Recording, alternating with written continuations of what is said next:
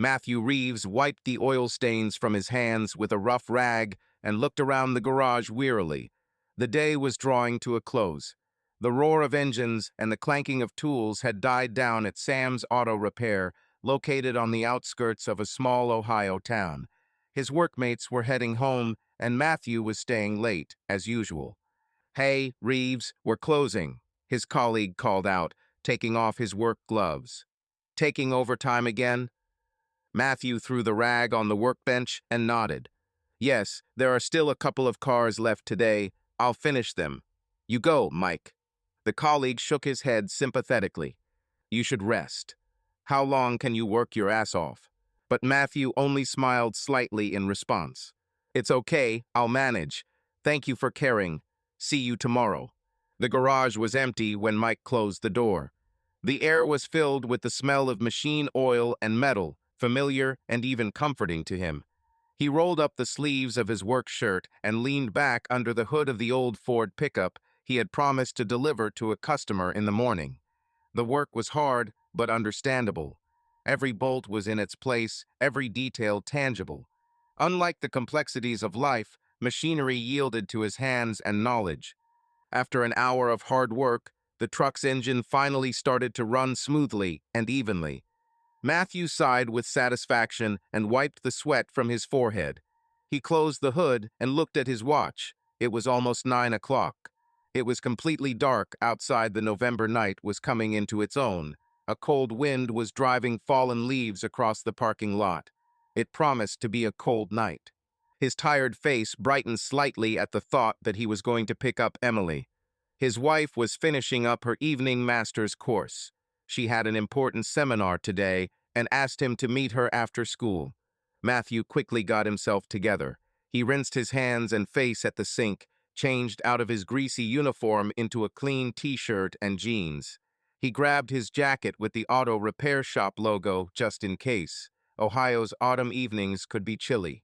After turning off the lights and making sure the garage door was locked, he walked out into the parking lot. His old 1980s Chevrolet pickup obediently started on the first try. This car had long been like a loyal friend to him. It never let him down, even though it had seen some things. As he drove into town, he reflected on the day. Another long day at work, a few more dollars toward his and Emily's future together. He took almost every opportunity to work overtime, to earn extra money on the side, to help pay for his wife's education. She dreamed of a master's degree in marketing, and he wanted with all his heart to help her achieve that dream. Several of his friends openly said that he was overextending himself for someone else's goal. They said that who needs this master's degree should focus on their family or save up for their own home. But for Matthew, Emily's success was not alien to him. He considered it his own too. They were a team, after all. When she received her bachelor's degree and announced that she wanted to continue her studies, he supported her without hesitation. It wasn't that easy for them to make ends meet. A mechanic at a car service is not the richest person, and they had to pay a lot of money for their studies. But he and Emily agreed that this was an investment in their future. Headlights flashed past on the highway. Matthew remembered sitting up late a couple of weeks ago, checking his accounts and putting aside almost all of his earnings for the next tuition payment. This semester's payment had been particularly large. He frowned slightly, remembering the bank loan they had taken out to pay for this course. It was already the second year of payments, but there was still some left. It will get easier later, he thought. Once Emily finished her master's degree and found a good job, they would be able to breathe easier. He drove into town and headed toward the university campus. The buildings of Ohio State University, bathed in yellow streetlights, seemed majestic. They had always seemed a little foreign to Matthew. He hadn't attended the university himself, learning the trade straight out of high school. But he respected the knowledge that students received there. The business school parking lot was full of cars, even though it was evening. Apparently classes weren't over yet. Matthew parked near the entrance and glanced at his phone. There were no messages from Emily. The seminar must have been going on too long. He turned off the engine and got out of the car, leaning against the fender, waiting for her. Students were coming out in groups, talking loudly, some laughing. Young people full of ambition, the future of business, as Emily joked. Some of them were casting curious glances at Matthew. Apparently, he stood out from the guys in shirts and jackets with his simple clothes and slightly tired but satisfied expression. He noticed it, but didn't pay attention. He didn't need to pretend to be someone else. Finally, she appeared in the doorway, Emily. Slender, businesslike, holding a folder and a laptop over her shoulder. Her gaze slid across the parking lot, searching for his car. Matthew raised his hand, getting her attention. Emily smiled when she saw her husband and walked towards him. As she got closer, she immediately noticed the oil stain he must have missed on his forearm and frowned slightly. All covered in oil again. You wiped yourself off, didn't you? Matthew looked down at his hand and quickly wiped the stain with the sleeve of his jacket. Damn, I missed it. Sorry. I had so much work today, I barely made it in time for your arrival. She sighed, but the smile returned to her face. Okay, thanks for coming for me. I'm so tired today. Of course, I promised, he answered softly and opened the car door for her. Give me your bag. I'll put it in the back. How was the seminar? Oh, I'll tell you later. Emily waved her hand, getting into the passenger seat. My head is spinning. We were sorting through the case today, and I feel like I didn't do it all the way through. Matthew slammed the door, walked around the car, and got behind the wheel. You're probably hungry? I'll warm up dinner at home. I made a casserole. Emily nodded gratefully. You are my hero.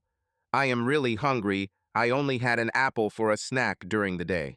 The car pulled out of the campus parking lot. As they drove home through the evening city, Emily closed her eyes, leaning back in the seat. The radio played softly over the speakers, a DJ broadcasting the news and playing soft rock. Only a couple months of school left, Matthew said quietly, mostly to himself, looking at the road. And then your diploma. Have you thought about where you'd like to work after that? Emily opened her eyes and shrugged. Well, I have a few established connections. Remember, I told you about the manager from the advertising agency at the last networking event? He seemed to promise to help with an interview in Chicago at their branch. Of course, this is just talk for now. In Chicago? Matthew asked, glancing at her briefly. Yes, a large agency called Imagine Ads. It would be great to start a career there. He nodded slowly. Sounds impressive. Chicago is quite a distance from here. Emily noticed the change in his voice and hastened to add, these are just dreams for now. Maybe something will turn up here in Ohio. In any case, I still need to defend my thesis. Let's not make plans. Matthew gripped the steering wheel a little tighter, but smiled as he glanced at his wife. Of course. You're right, let's not rush ahead. He looked back at the road. The thought of Chicago settled somewhere in his chest like an unpleasant chill, but he tried to push the excitement away. If Emily had a chance to work there, he wouldn't interfere. On the contrary, he would be proud of her. And he could probably move if necessary. The main thing was that she was happy. They soon pulled up to their small house in the suburbs, an ordinary two-story house with light siding, bought with a mortgage several years ago. Not new, but cozy. On the porch there was still a pumpkin with carved eyes, a memory of the recent Halloween. Matthew parked near the house, got out of the car, and helped Emily out, offering her his hand. She smiled tiredly and leaned on him. You know, now I only dream about a shower and a bed. Then let's go, he nodded. I'll quickly set the table, eat, and then rest. Entering the house, they felt a pleasant warmth. The heating timer had gone off. Their small living room with a worn sofa and an old carpet greeted them with coziness and peace, a modest dwelling, but their own. Emily immediately headed to the bathroom, throwing over her shoulder at him. 2 minutes for me, okay? Of course, take your time, he responded and walked into the kitchen. While his wife was in the shower, Matthew heated up a meat casserole in the microwave and pulled out the salad he had made that morning from the refrigerator. He set it out on their small kitchen table. He thought about it and poured 2 glasses of apple cider. They kept a couple of bottles for special occasions, and today's long day deserved a little celebration. Emily came out, already wearing sweatpants and a sweatshirt, toweling her damp brown hair, looking exhausted but happy to have the day behind her. Wow, cider. She noticed the glasses as she sat down at the table. Thought it wouldn't hurt. Matthew smiled, pushing a plate of casserole toward her. To your success and to our being together. They clinked their glasses. Emily took a sip. Thank you. I couldn't have done it without you. Nonsense. He waved it off, starting to eat. We're partners. Your dream is my dream too, remember? Emily leaned forward and kissed her husband warmly on the cheek. I know, and I appreciate it very much. Matthew felt his heart fill with love for this woman. All those long shifts, the fatigue, it was all worth it for moments like these. For her smile and the future they were building together. That night, they went to bed late. Over dinner, they talked about small things, news from school, funny clients at the shop, plans for the weekend, and felt like they always did. A team, a family. Before going to bed, holding her, Matthew thought that no difficulty was scary as long as they had each other's back. He could not even imagine what trials awaited them ahead. A few years before that night, when Matthew waited for Emily at the university, their life together had just begun. He often thought back to the day he first saw her. They were both living in their hometown not far from here in Ohio, and they were in their early 20s. Matthew worked in a car repair shop from the age of 18, continuing the business of his father, a mechanic. After school, he did not go to college. His family could not afford tuition, and studying was much worse for him than tinkering with cars. But by the time he was 20, he was already an experienced specialist and was known as one of the best young auto mechanics in the area. Emily was a senior in her bachelor's degree at a local college. They met by chance. Her old Honda Civic stalled right outside the supermarket where Matthew was buying parts for a service. Seeing a beautiful girl looking confusedly under the hood of her car, he couldn't pass by. Are you in trouble? Matthew asked as he approached. He immediately noticed her embarrassed blush and trembling hands as she held the open hood. I think she just died, the girl answered helplessly, tucking a strand of brown hair behind her ear. I don't understand anything about it. Matthew looked into the engine compartment. Can I? I'm a mechanic. I can take a look. Oh, really? That would be great. I'm already late. She perked up. It took only 10 minutes to find and fix the problem, a loose battery clamp. When the engine started, Emily looked at Matthew with genuine gratitude. Thank you very much. You helped me out. She introduced herself, and Matthew told her his name too. That was the beginning of their acquaintance. As they parted, he asked, a little embarrassed, if she would like to have coffee with him sometime. To his delight, Emily agreed. From that day on, they began to see each other more and more often. Different in character and lifestyle, they complemented each other in a surprising way. Emily was an energetic student who dreamed of a career in marketing or advertising, and Matthew was a calm, reliable guy who stood firmly on his feet thanks to his profession. They met after her classes. Sometimes Matthew would pick her up in the same Honda that he helped her keep running. Sometimes they would have dinner at a cheap cafe near campus, and sometimes they would just walk around the city, talking about everything under the sun. Are you sure you're interested in all these stories of mine about lectures and classmates? She asked one day, catching herself talking nonstop about student affairs. Of course, Matthew smiled. I like how passionate you are about it. I learn a lot from your stories myself. She laughed. Well, if you ever want to go to college, I'll be your tutor. Thanks, but I'm better with cars than with textbooks, he joked. A year after they met, Emily graduated from college with honors. At the commencement ceremony, Matthew sat next to her mother and younger brother, clapping loudly when Emily Watson's name was announced. Yes, she still went by her maiden name, Watson. After the ceremony, they all went to a small restaurant to celebrate.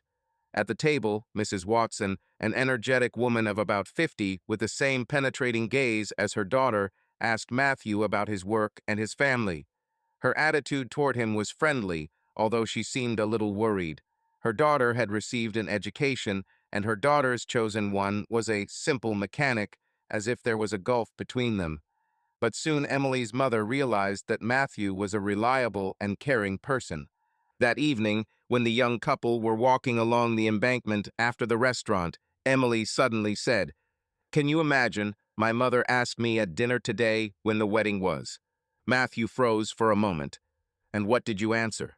Emily stopped, looked him straight in the eye, and said quietly, "I said that it depends on one person who hasn't proposed to me yet." Matthew's heart began to pound. They had been dating for a little over a year and had never seriously discussed marriage, although their feelings were growing stronger with each passing day. He was not rich, and his position in society was not the highest. Maybe her family was dreaming of another groom for her. These thoughts whirled through his head as he silently looked at his beloved girl. "Matt," Emily touched his arm, looking into his eyes with concern. "I didn't mean to push it. It's just, I love you, and I think we're really good for each other." He felt an incredible surge of tenderness.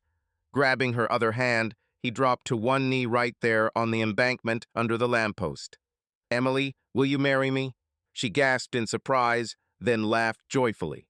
"Of course, yes. Get up, weirdo. People are watching." But Matthew, laughing, symbolically kissed her hand before rising. Passers-by actually looked at them, some even applauded, realizing what had happened. So they got engaged. He didn't have money for a ring at the time, but later he bought a simple gold ring, and in a more formal setting, he repeated his question. And again, he heard the cherished yes. A few months later, they had a modest wedding. Only the closest people gathered: parents, relatives, a couple of friends. No expensive outfits, no fancy banquet, everything was simple, but no less sincere. Emily was shining in a white dress, and Matthew could not take his eyes off her, thinking about what a happy fate he had been given.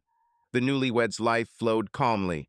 They rented a small apartment in the city, both worked. She got an entry-level position at a local advertising agency. He continued to work in the workshop. They barely had enough money, but they were together and full of hope. After a year of living together, when the first difficulties of everyday life had been rubbed in, and their love had only grown stronger, Emily began to think about the future. Although her work at the agency gave her experience, the prospects for growth without further education were unclear. One evening, sitting at home at dinner, she started a conversation. "Matt, I'm thinking about getting a master's degree." He looked up from his plate. "Really? You want to go back to school?" Emily nervously twirled her fork in her hands. "Yes, in marketing. If I get a master's degree, I will have a chance to get a job in a large company to reach another level.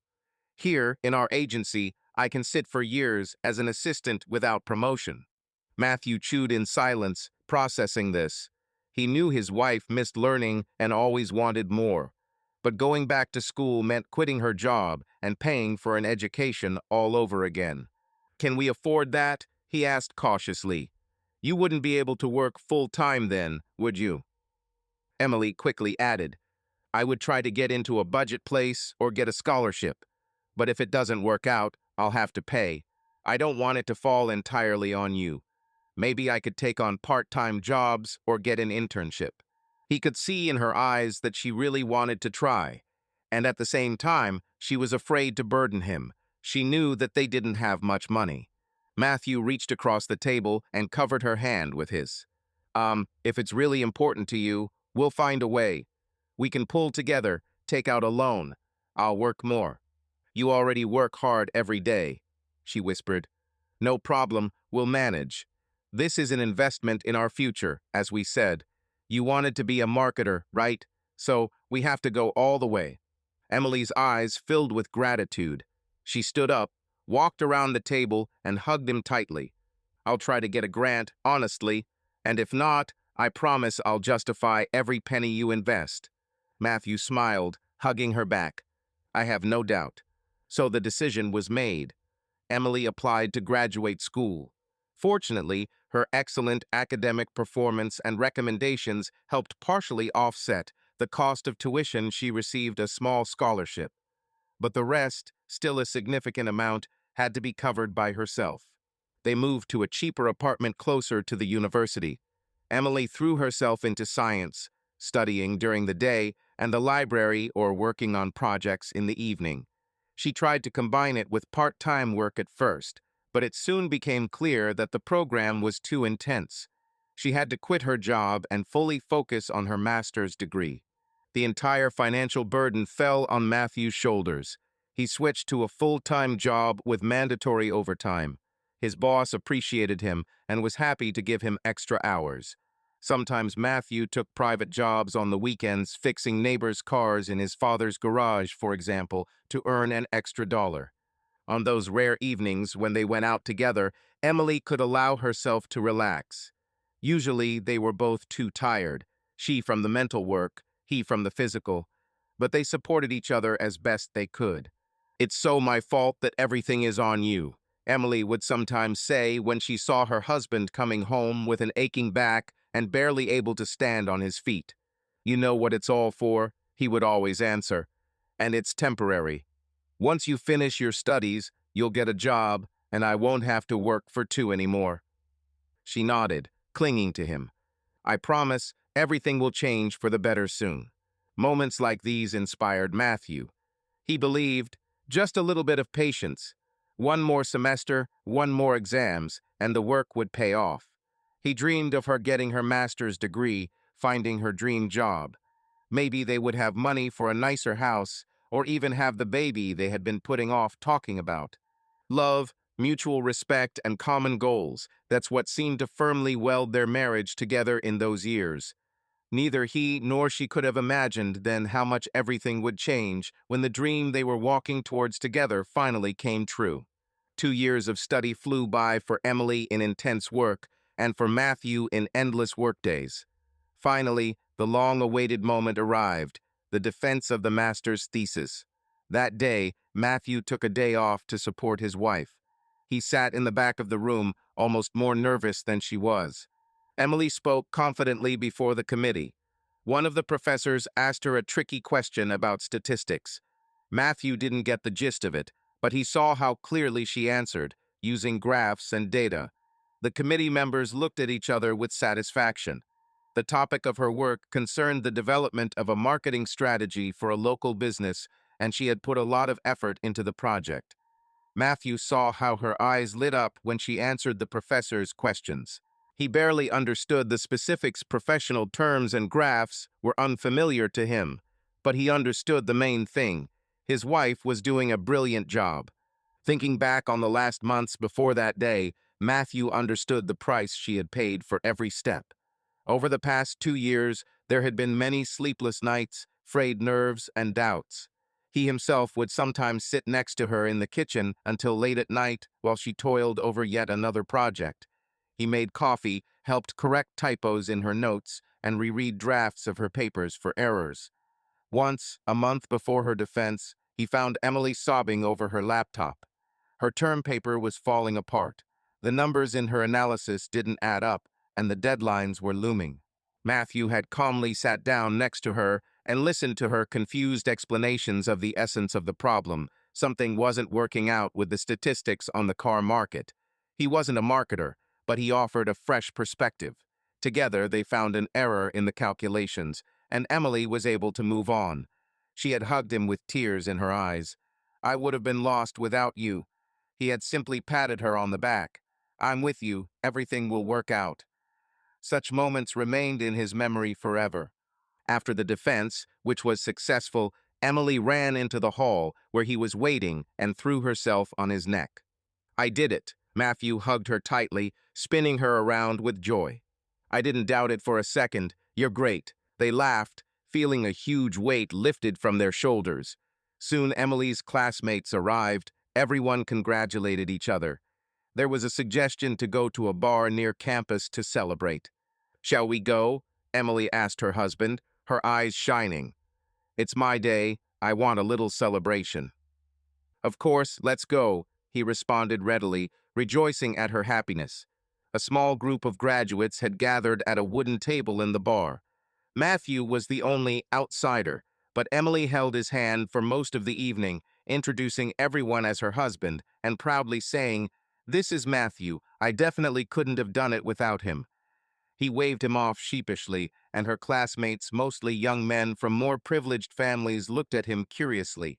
Someone asked what he did for a living, and when he heard that he was a mechanic, he lost interest a little. But one guy, on the contrary, started talking about cars, and Matthew, with relief, felt a little more at ease among them.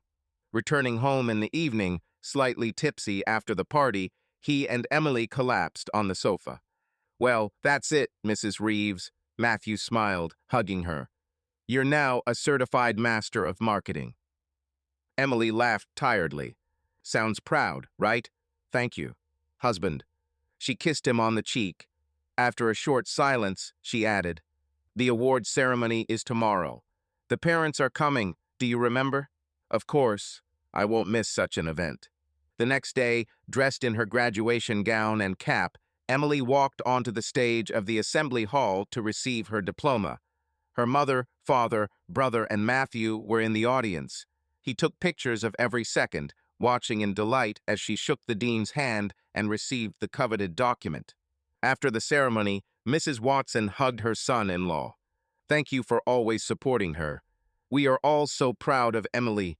And you too, Matthew." He was embarrassed. "I was just doing what I had to, Mom." He trailed off, but she just smiled at the way he called her. Emily's mother had recently been asking him to call her Mom. "You're part of the family," she said warmly, "and you always will be." These words warmed Matthew's soul. He felt that they had a bright future ahead of them. Emily was now a qualified specialist, which meant she would be able to find a good job. His sacrifices were not in vain. That evening, after a family dinner at a restaurant to celebrate graduation, when her parents said goodbye and left for the hotel, he and his wife were sitting at home, sorting through gifts and bouquets. Among the cards from friends and relatives, Emily's gaze caught one. She opened it and suddenly beamed. "Remember I told you about the manager from Chicago who promised to help with the vacancy? In Imagine Ads," he clarified. "Yeah, so this is a postcard from him. Congratulations on graduating. We're waiting for your resume as agreed." See, he didn't forget. Matthew leaned over to look at the laconic signature. Jason Keller, creative director. Jason Keller, creative director. He read, "Do you know him personally?" "We met at a marketing conference a year ago. He was speaking then, and I came up to him to introduce myself. We talked about the industry. Then we corresponded a little. Recently, I reminded him about myself. He told me to send my resume as soon as I received my diploma." "It looks like you have a great chance," Matthew said, trying to be happy for her. Deep down, the thought of Chicago was still troubling him. But how could he talk about it now, on the day of her triumph? "Yes," Emily walked excitedly around the room. "It's a big agency. The portfolio is impressive. If they take me, it'll be a career breakthrough." "Are you ready to move that far?" he asked quietly. She stopped and looked at him with a smile. "For such a job, I think so. But it's too early to talk about that. First, I need to at least get to an interview." Matthew nodded. They decided not to make any predictions ahead of time. However, a week later, as soon as they returned to their normal lives, events began to unfold rapidly. Emily sent out several resumes, including to Imagine Ads' Chicago branch and a couple more firms in New York and Los Angeles. Her qualifications and brilliant diploma immediately attracted the attention of employers. Less than a month later, she was invited to her first interview, and it turned out to be that very Chicago agency. "I'm going to an interview," she told Matthew one morning, waving the invitation letter. "Can you believe it? I'm invited to Chicago next Thursday." He felt a pain inside, but he forced out joy. "Great! Congratulations!" Together, they booked her a bus ticket to Chicago. Flying was expensive, and they had almost no extra money. Matthew insisted on paying for the trip from his savings. On the day of the trip, he saw her off at the bus station and hugged her goodbye. "Good luck, darling. You're a smart girl. You'll succeed." "Thank you." Emily hugged him back tightly. "I'll call you right after the interview." He watched the bus take her away and suddenly felt like a new chapter was beginning. He felt uneasy, but he pushed it away. This was a chance for her, and therefore for both of them. Emily returned 2 days later, tired but full of impressions. The interview went well. She was introduced to the team, shown the office. Jason Keller personally gave her a tour of the agency. She spoke about it with sparkling eyes. They have such a view of Lake Michigan from their office. And the team is very friendly. Everyone is so creative. Jason introduced me to a few department heads. They seemed to like me. Matthew listened, trying not to show his uncertainty. He knew that if she got the job, she would have to move. What would happen to him? Could they just leave everything here? They talked about it a week later when the official job offer arrived. Emily received an email offering her a position as a junior account manager at Imagine Ads. The terms were impressive. The salary was much higher than she could get at home, with health insurance and growth opportunities. She burst in on Matthew, who was cleaning the carburetor in the kitchen. He sometimes brought small parts home to clean. They took me. He put the part down and wiped his hands. This is news. Congratulations, dear. You deserve it. They hugged, but then there was a pause. Both understood that practical issues needed to be resolved next. When do we need to leave? Matthew asked. In a month. They want me to move as soon as possible. A month. He nodded thoughtfully. I'll have to think everything over during that time. Housing there, my business here. I thought about it. Emily began cautiously. Maybe I should go alone at first. Well, for the first couple of months, I'll get settled, find us a place to live, and while you're here, you won't quit your job right away. What if I don't like it or can't get a foothold, so that we'll have a rear guard here? His heart ached painfully at the words, alone. But there was a grain of truth in it. I suppose that would be wise, he said slowly, though I'll miss you. And I love you, she answered softly, placing her palm on his cheek. But it won't be for long, just for a transitional period. Matthew covered her hand with his. Good. Go and settle in. I'll try to find a job there, or at least save up some money for the first time. Emily looked grateful and nervous. They spent the next few weeks getting things done, buying a large suitcase, packing her things, finding a room online in a rented apartment in Chicago where she could stay with a coworker for a while. Matthew helped with everything, hiding his growing anxiety. The day of farewell arrived. This time they were traveling together by train. Matthew had decided to take his wife to Chicago and spend a couple of days with her to help her get her bearings. The whole way they tried to talk about trivial things, avoiding sad topics. When the train pulled into the huge, bustling Union Station with its high vaulted ceilings and endless stream of people, Matthew felt like a provincial among the crowds of hurried city dwellers with suitcases and phones, scurrying back and forth under the majestic arches of the station.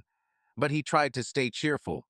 The two of them rented a cheap motel near the area where Emily's office was located. The next day they walked around the center.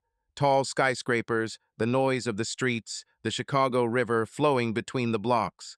Emily was delighted, as if inspired by the energy of the big city. Can you imagine working here every day? She said dreamily, throwing her head back to look at the tops of the buildings. Matthew held her hand, trying to share her enthusiasm. It's incredible. Everything here is so fast and businesslike. On the last evening before his departure, they had dinner at a small restaurant. Emily had to go to work the next day.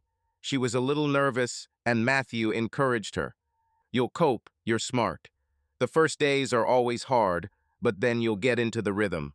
Thank you for believing in me, she said, squeezing his hand on the table. I'll really try not to let you down or myself. At night, lying in each other's arms in a cramped motel bed, they barely slept. They talked in whispers. About the future, about how soon they would see each other again.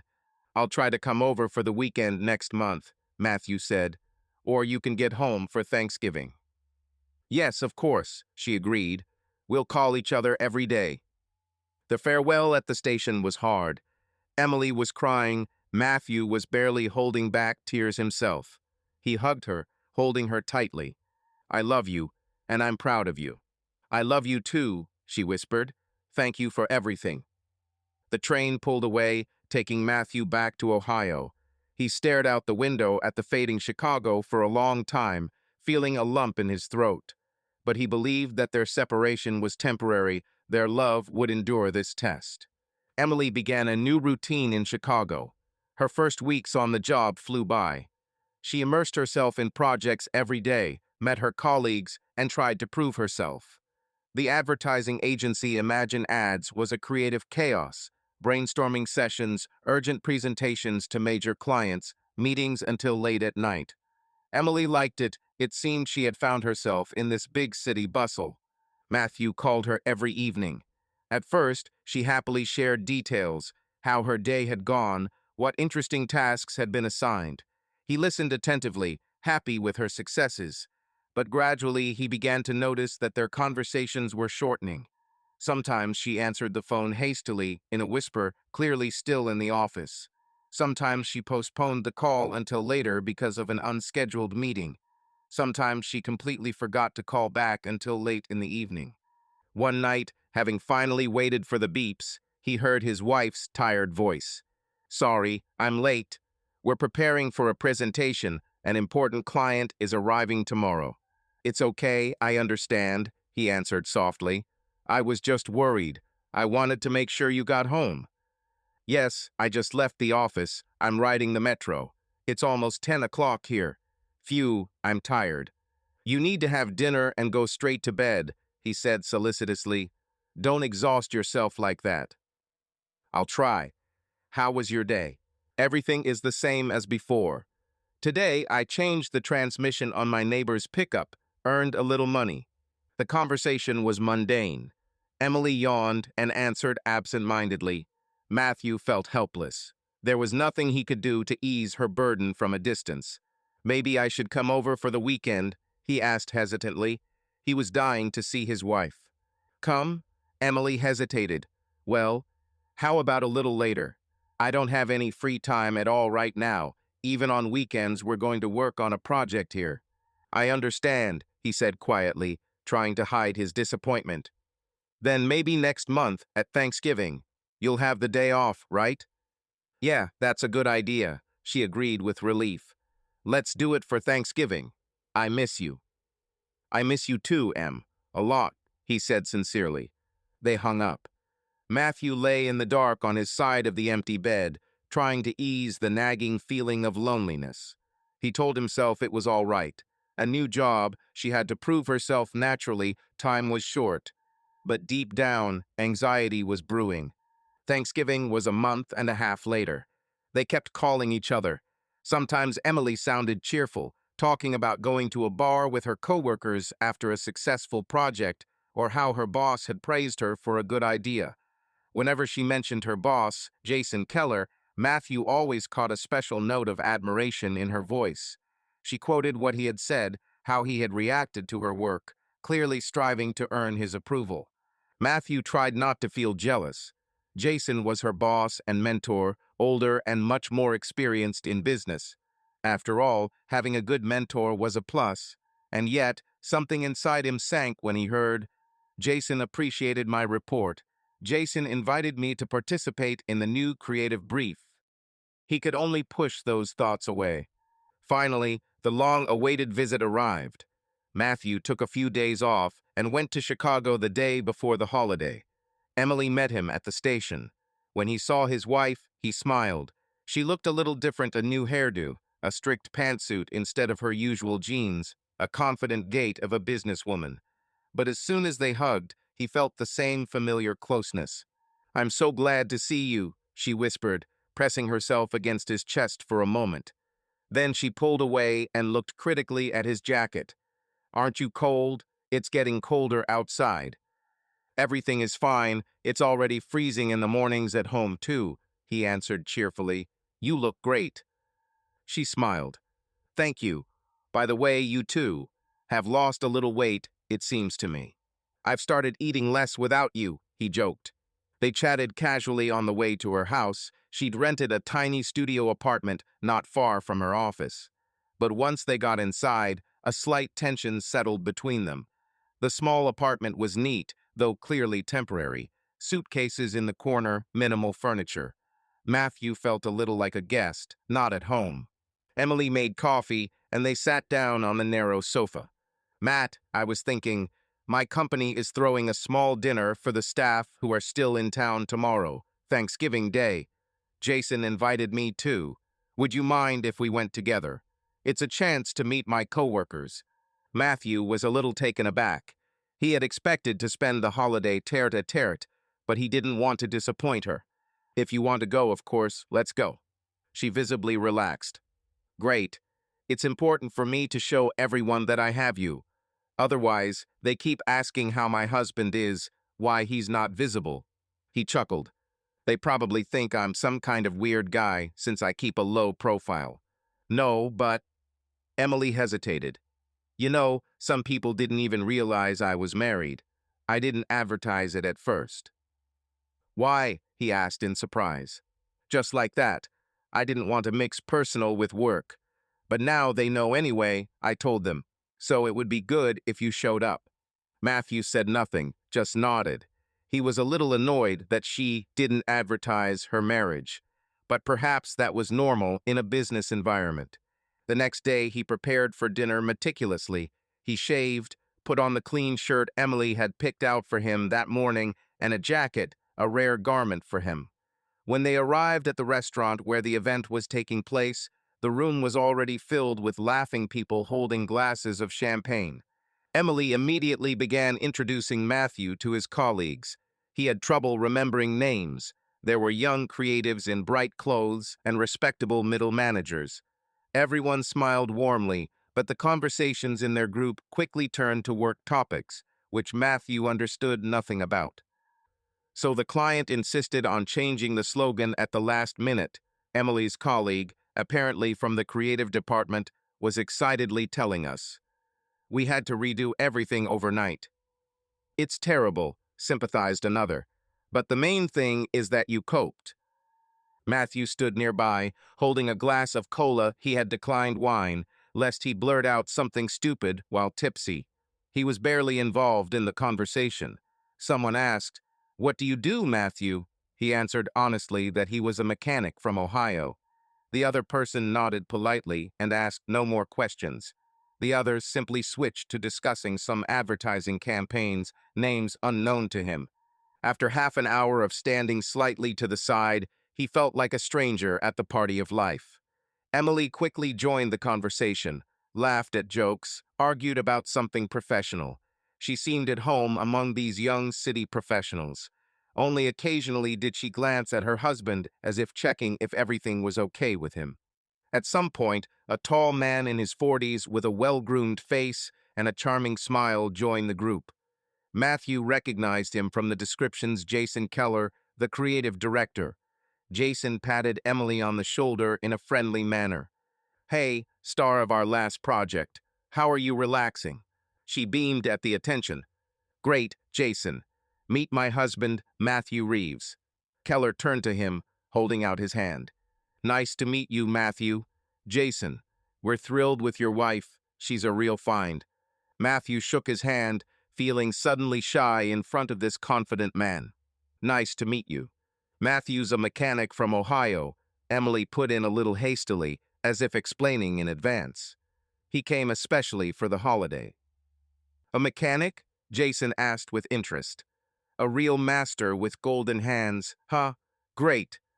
He seemed to be smiling in a friendly manner, but Matthew thought he heard a slight condescension in his tone. Or was it just his imagination? "Well," Keller glanced at his watch. "If you'll excuse me, I need to go say hello to the others." "Nice to meet you, Matthew. Emily, talk to you later."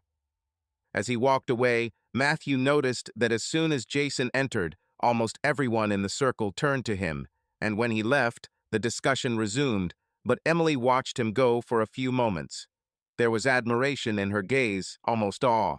It stung Matthew unpleasantly. He continued to feel out of place for the rest of the evening. Emily was constantly distracted by her colleagues, returning to him less and less. Later, as they walked home through the deserted night streets, Matthew was silent. Emily was the first to break the silence. "Sorry you were bored today.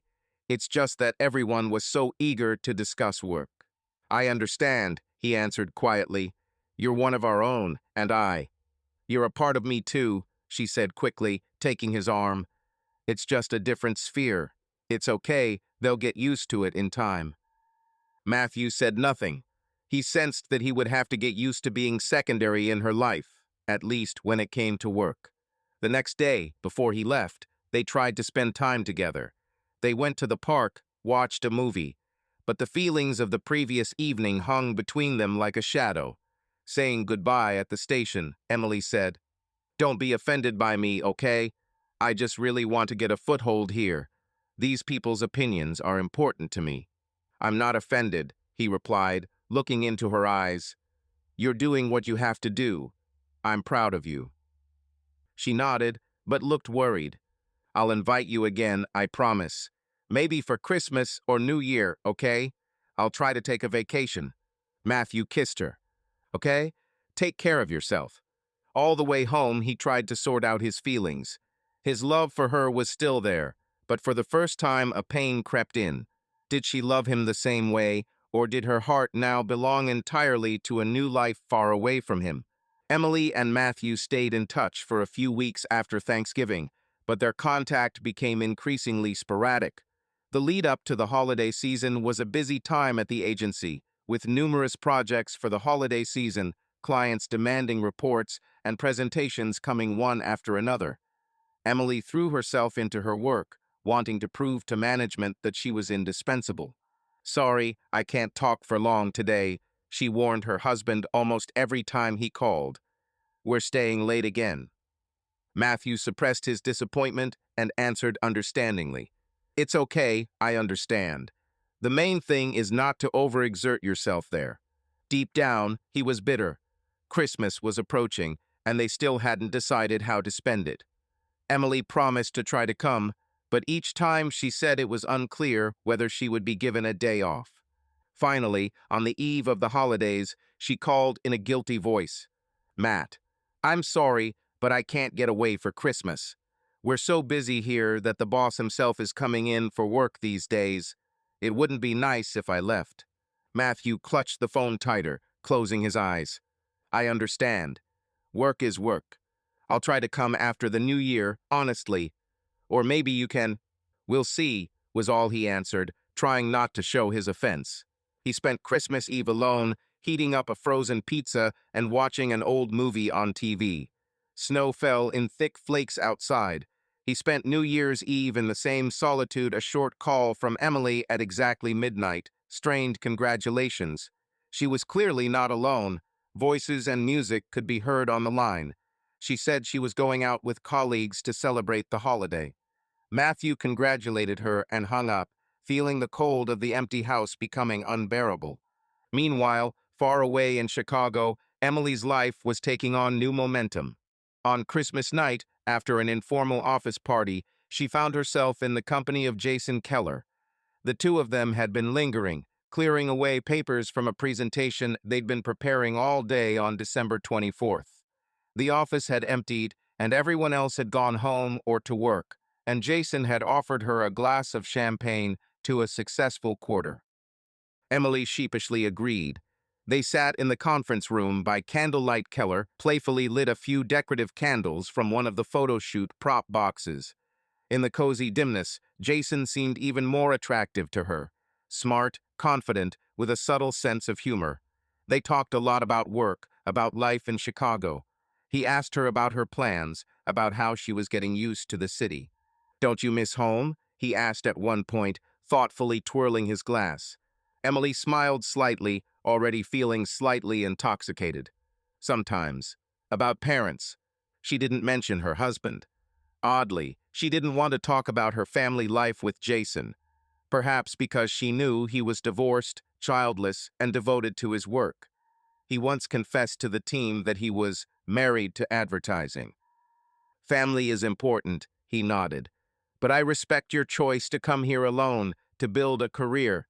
Not everyone is capable of leaving everything for a dream." The words spread like a hot warmth inside her. To leave everything, she knew he meant the sacrifices she had made for her job. But Matthew had made some of those sacrifices, her inner voice whispered. She quickly pushed the thought away, took another sip of champagne. Sometimes I feel a little lonely here, she suddenly admitted. But that's the price you pay for being able to work in a big place. Jason looked at her carefully. If you feel really lonely, call me. You know, we are a family too. I mean, a team. He touched her hand gently. Emily didn't pull away. Her heart began to pound. She caught more than friendly concern in his gaze. Something more. You're doing amazing, he continued quietly, without removing his hand. I noticed you the moment you arrived. There are few people as motivated and talented as you. Thank you, she whispered. Her throat was dry. Keller moved closer. You deserve everything you want, Emily, and I want to help you get it. He hesitated for only a second. Then he leaned down and kissed her gently on the lips. Emily had two voices fighting inside her. One screaming, "No, you have a husband." The other whispering, "You deserve a little happiness. No one will know." The champagne, Jason's warm words, and his closeness had already intoxicated her. She responded to the kiss, erasing from her consciousness everything that did not concern this moment. It seemed to her that this was not happening to her, that tomorrow she would think about it. But now her body responded she had not felt such passion for a long time and desired it. That evening they found themselves at his home in a luxurious apartment overlooking Chicago at night. Everything happened as if by itself. Neither he nor she said a word about crossing a line. And in the morning, waking up in an unfamiliar bed, Emily was overcome by a wave of contradictions.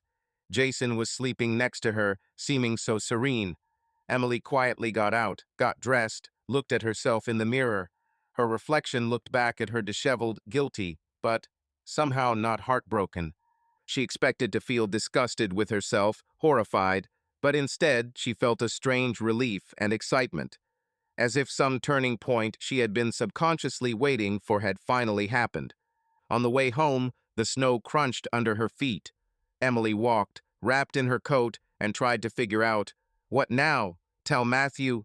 No way. And what to say? She is not ready to destroy everything openly. She has not yet decided what she wants. The following days, she avoided thinking about what had happened. She spoke to Matthew less and less often and wrote cold, short messages more often. Sorry, I'm busy, I'll write later. He tried to remain understanding, but he tossed and turned at night. He felt like he was losing her. In February, desperate for clarity, he proposed over the phone.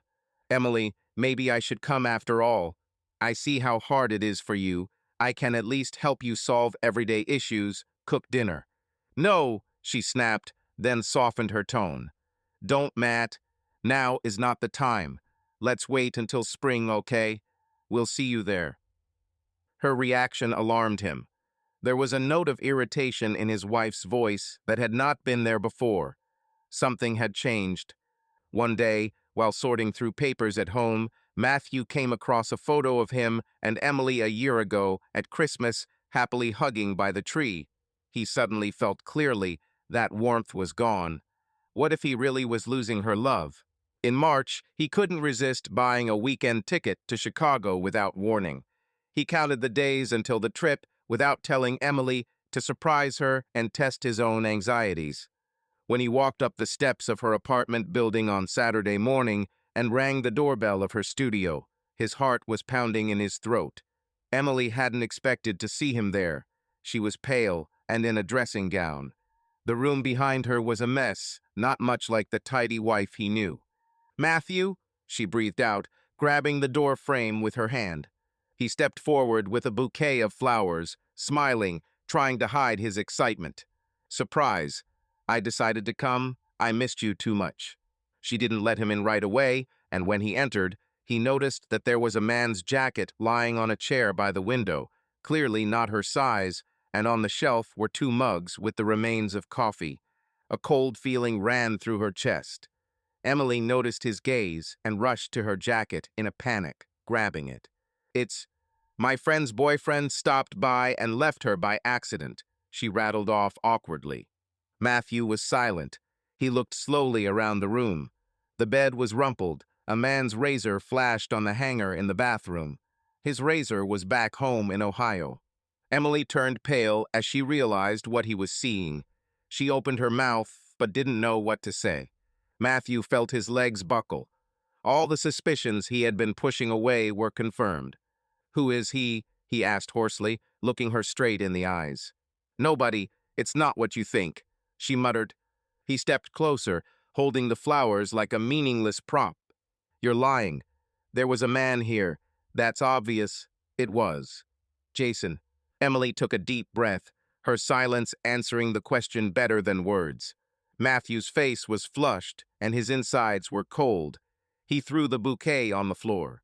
"So that's how it is. While the voice trembled with rage and pain, while I was waiting for you, supporting you. I'm sorry," she said barely audibly, lowering her head. His eyes sparkled, he clenched his fists, trying to pull himself together. He didn't want to scream the neighbors, and it was pointless. Everything was already collapsing. "How long has this been going on?" Emily was silent, tears clouding her eyes. "How long?" He raised his voice. "Yes, Christmas," she whispered.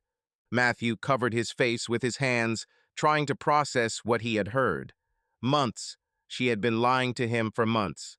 Do you understand what you've done?" he asked quietly. "Why, Emily? I believed you. I did everything for you." His voice broke off. She cried silently, standing a few steps away, still clutching the treacherous man's jacket. I don't know," she sobbed. "I didn't mean to hurt you. I'm sorry, Matthew, I'm sorry." He smiled bitterly through his constricted throat. "You didn't want to hurt me? So that means you just wanted to quietly erase me from your life." Emily shook her head. "No, I'm confused. I'm so ashamed." For a moment, the apartment was silent, broken only by her sobs. Matthew was breathing heavily, looking at the floor. Finally, he straightened up, his voice hard. "You know, I came here to make peace, to fix everything. I thought we could return to how it was, but I see there is nothing to return." Emily looked at him pleadingly. "Don't say that. I don't know what to do myself." "Well, now you know." He stepped towards the door. "Since you have chosen independence, live as you want." He took hold of the handle, then turned around one last time. "I loved you, Emily, with all my heart, but I don't know the person who stands before me now." He walked out, carefully closing the door behind him. On the stairs he recoiled, leaning against the wall. The world was swimming before his eyes. From the apartment he could hear the muffled crying of his wife. His ex-wife, in fact. As if in a dream, he walked down to the street. People scurried along the sidewalk, ignoring the confused man with the empty gaze. The cold March wind lashed his face, and Matthew mechanically raised the collar of his jacket. He walked somewhere along the street, not knowing where, just to get away. There was a buzzing in his ears, a lump in his throat. The passing cars were reflected in his eyes, blurred with tears. He did not remember how he got to the station and got on the next train home. He remembered only one thing: it was over. At that moment, he did not yet know that this painful breakup was only the beginning of a story that would take an even more unexpected turn. Matthew got to the station as if on autopilot and took the first train home to Ohio. There was emptiness in his soul. It seemed like everything he had lived for in recent years had collapsed in an instant. Emily tried calling him the next day, but he didn't answer. He couldn't stand the sound of her voice. A few days later, an email arrived. She apologized, said she understood how much she had hurt him, and that divorce was probably the best option. She wrote that she had already filed papers in a Chicago court to dissolve the marriage. "It's best for both of us," she finished, adding that she would send the papers for him to sign. Matthew read the letter dozens of times. The words blurred before his eyes. Best for both of us. So it was settled. He had lost her. The next weeks passed in a blur.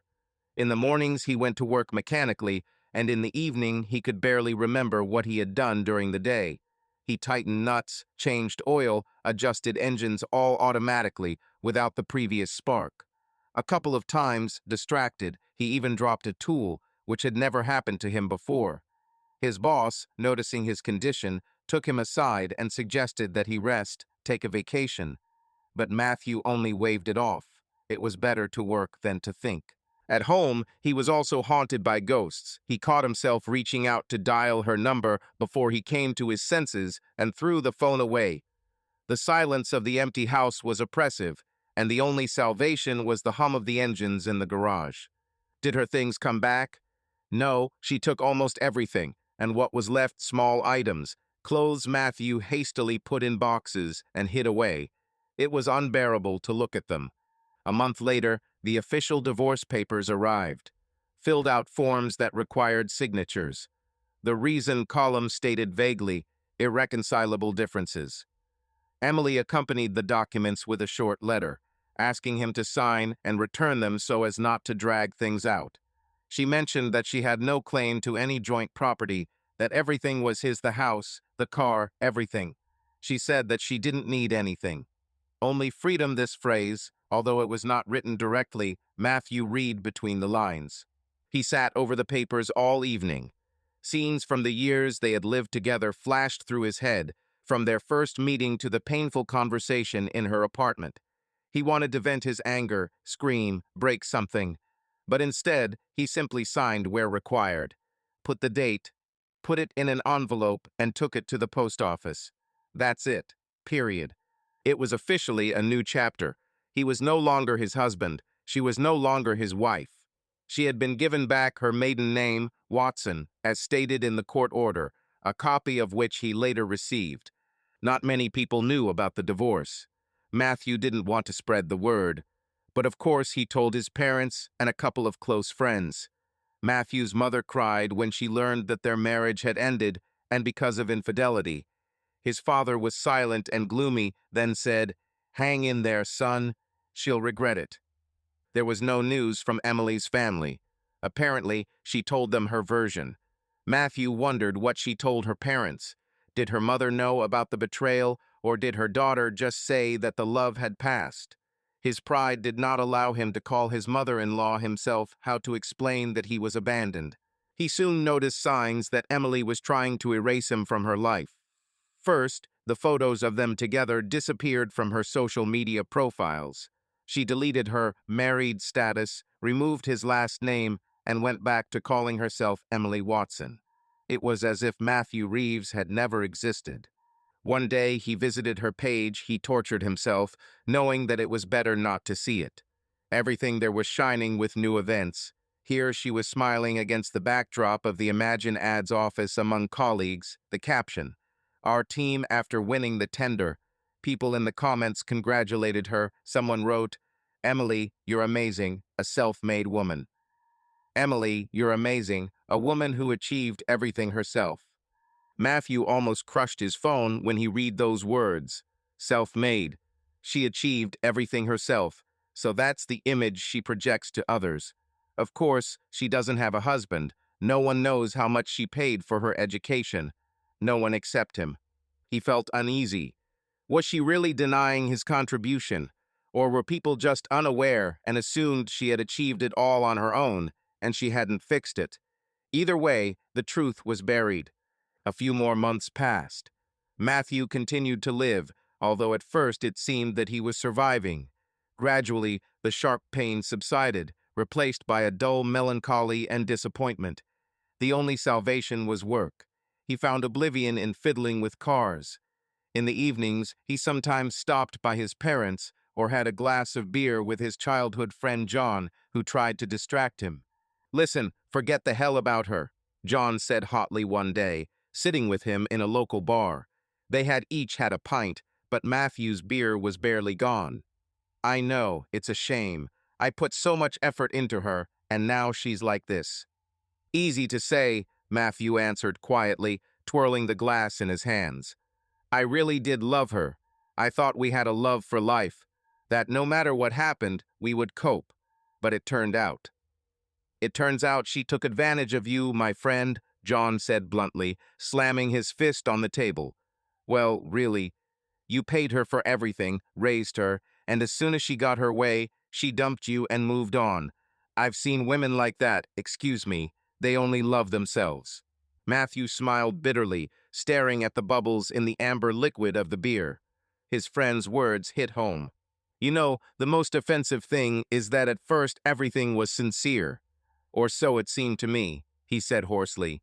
Where did I miss that moment when everything went wrong? John shook his head. It has nothing to do with you. She's the one who changed. She was drawn to this glamour, and that's why she lost her head. Maybe, Matthew sighed. Okay, John changed his tone, touching his friend on the shoulder.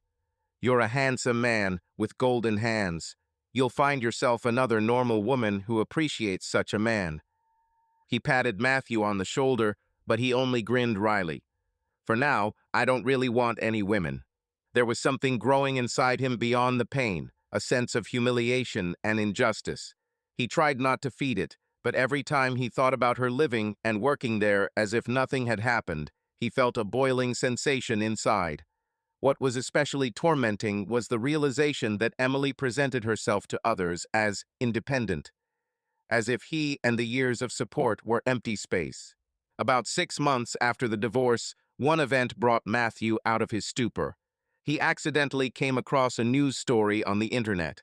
Emily's university published an article about successful graduates on its website. Among them was Emily Watson, class of 2023, now a promising specialist in the advertising business. The article featured an interview with her. With a sinking heart and a surge of bitterness, Matthew read the lines. Emily says that the path to education was not easy. She had to combine studies with work, pay for her master's degree on her own, overcome the skepticism of others. It was not easy, she was quoted as saying, but I believed that I could do it. No one can set limits to your dreams except yourself. Then there was a discussion about the importance of self-sufficiency and perseverance. Not a word about the fact that there was a husband nearby who worked day and night for the sake of this very master's degree. Not a single hint that someone helped. On the contrary, to pay for it myself. Matthew's hand shook on the mouse. He felt a fury rise in his chest that he'd never felt before. First the betrayal, she'd left him okay, life was hard, love was gone.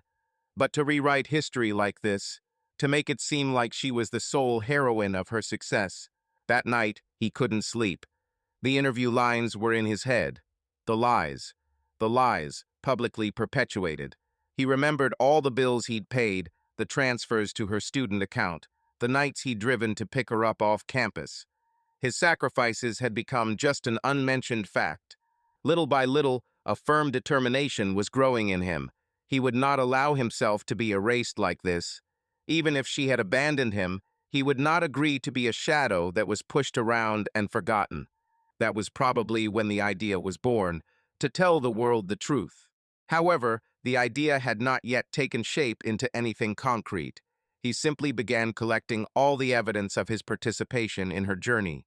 He took copies of student loan payments, bank receipts, statements from their then joint account for those years from drawers.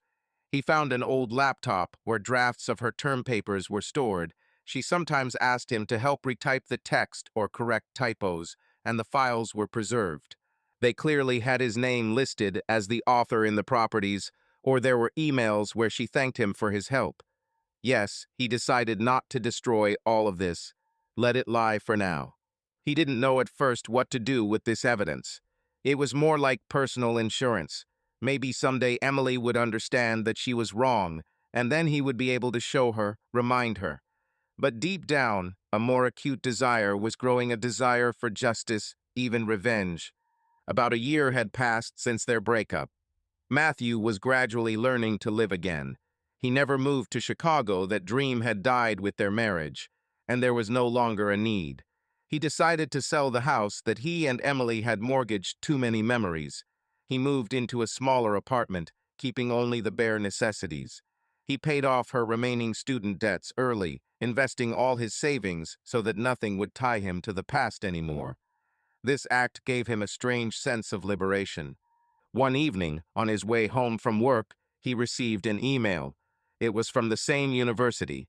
As an alumnus, he had attended continuing education courses at the college, and for some reason his email was in the database. He was invited to an open event, a conference on business and education that was to take place in a couple of months. A list of speakers was attached. and there he saw a familiar name, Emily Watson, marketing specialist, alumna, with a talk titled The Power of Self-Sufficiency, My Journey in Business. Matthew read aloud, My Path in Business, and about the power of self-sufficiency. He was no longer surprised, so she was now publicly broadcasting how she achieved everything herself. There was such a seething of emotion inside that for a second my vision went dark. Here it was, a chance to restore justice. The decision was made instantly. He didn't know the details, whether it would be an open conference or a university one, but he knew one thing: he had to be there, and he would expose her right in front of the audience, where she would preach about self-sufficiency. That night, Matthew opened the drawer with the prepared documents. He carefully placed everything into folders: receipts, tuition receipts, copies of bank transfers to her account, printouts of emails, even notes with his notes that he helped take for some of her projects. Evidence that exposed the lie. He felt like for the first time in a long time some fire was igniting inside him. He was no longer a broken man, but a man moving towards a certain goal. The goal was to regain his dignity and truth. The day of the conference arrived on a cold winter morning. Matthew drove into the city where the event was taking place in his old Chevrolet. It was the same university town where Emily had studied. The university was holding a conference in collaboration with large companies, bringing together alumni, businessmen, and students. The large conference room was packed. Matthew, feeling nervous, signed up as a participant. Fortunately, registration was free. He was given a participant badge. He sat in the middle of the room, holding a folder of documents. His heart was pounding. Emily's talk was third in line, in a section closer to midday. He listened absent-mindedly to the first speakers, peering at the program. Emily Watson is a creative strategist at Imagine Ads and a graduate of the class of 2023.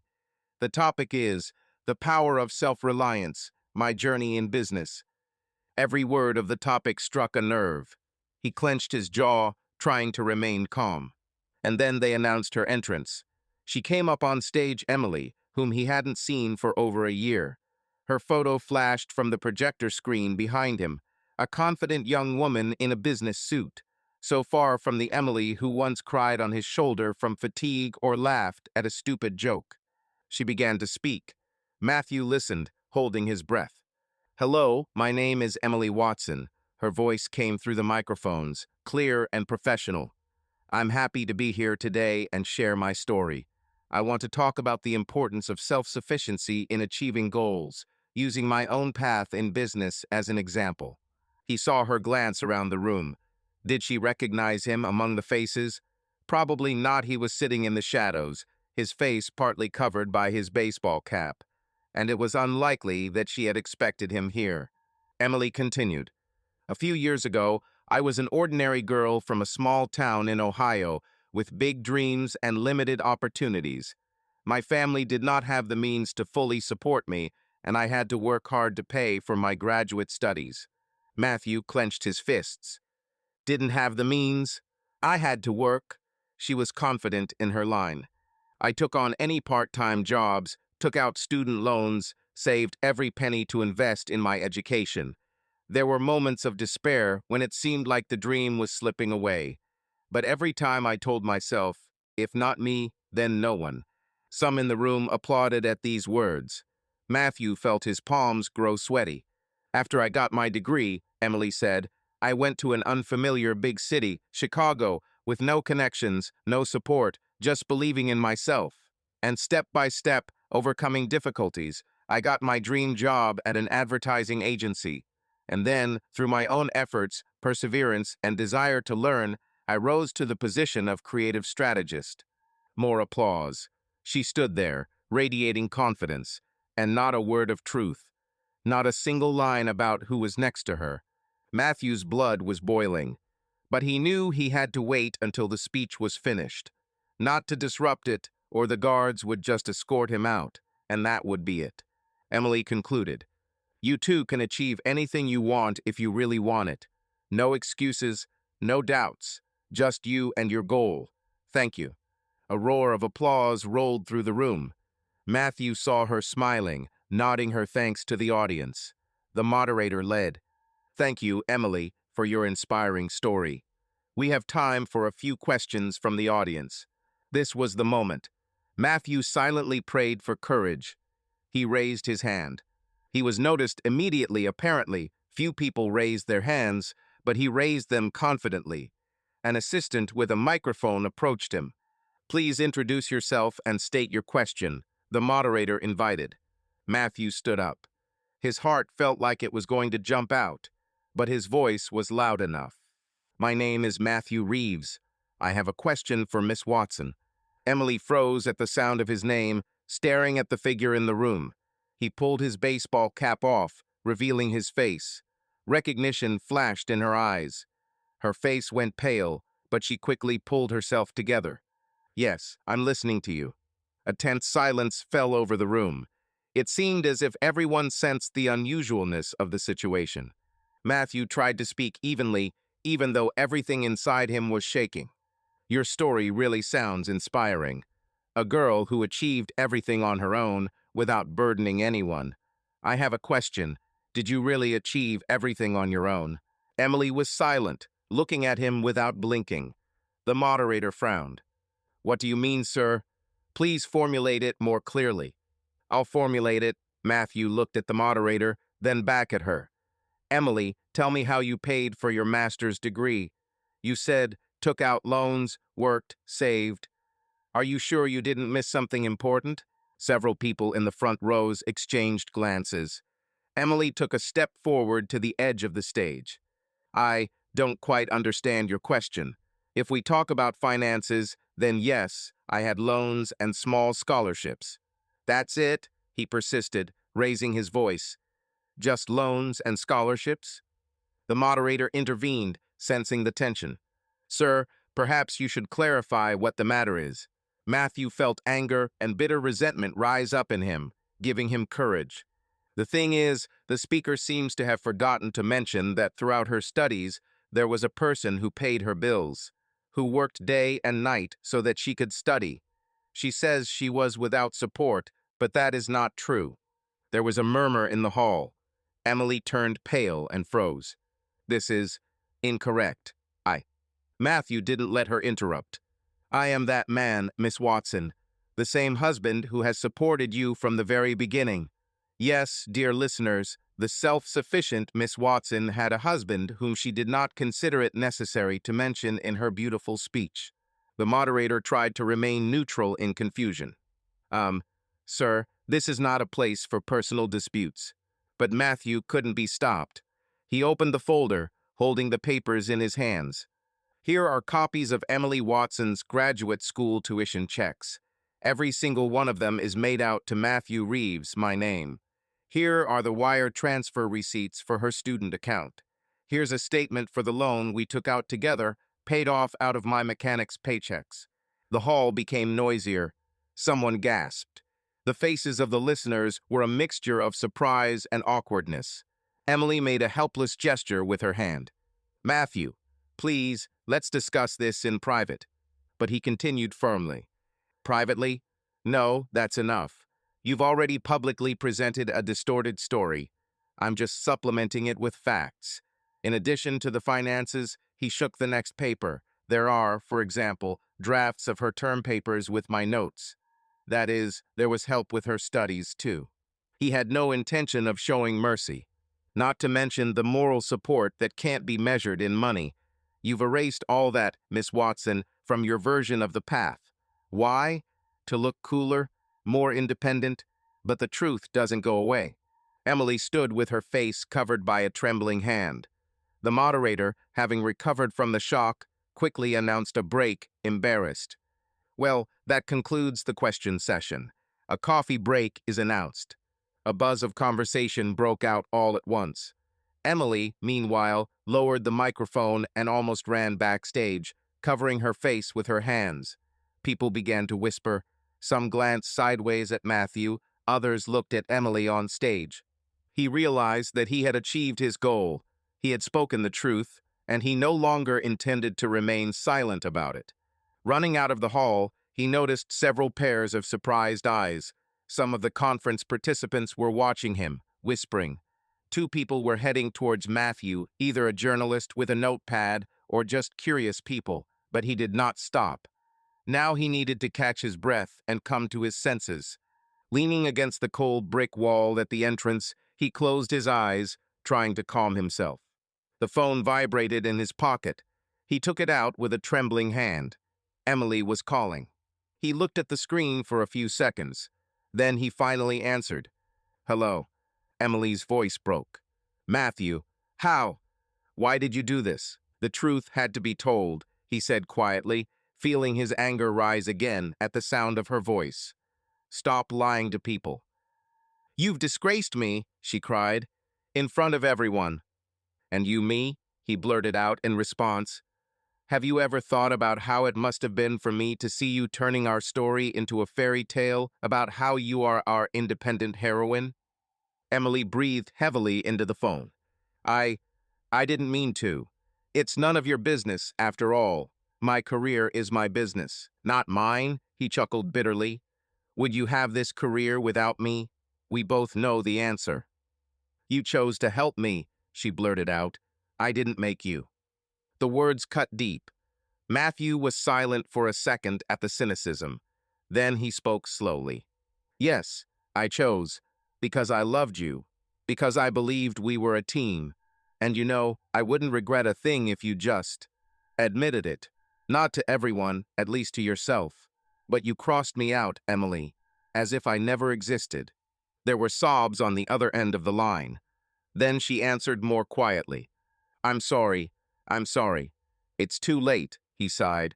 "I did what I thought was right." "You'll ruin my reputation," she said bitterly. "What will happen now?" "It will be the truth," he said firmly, "and the rest. It's no longer my concern." He hung up, not listening any further. His heart was pounding. The words, "You chose to help me," echoed in his ears. This was how she had justified herself all this time. Matthew took a deep breath of icy air. It was time to move on. He pulled the envelopes he had prepared in advance out of the folder. One contained a copy of the entire package of documents with a short letter addressed to the management of the advertising agency Imagine Ads.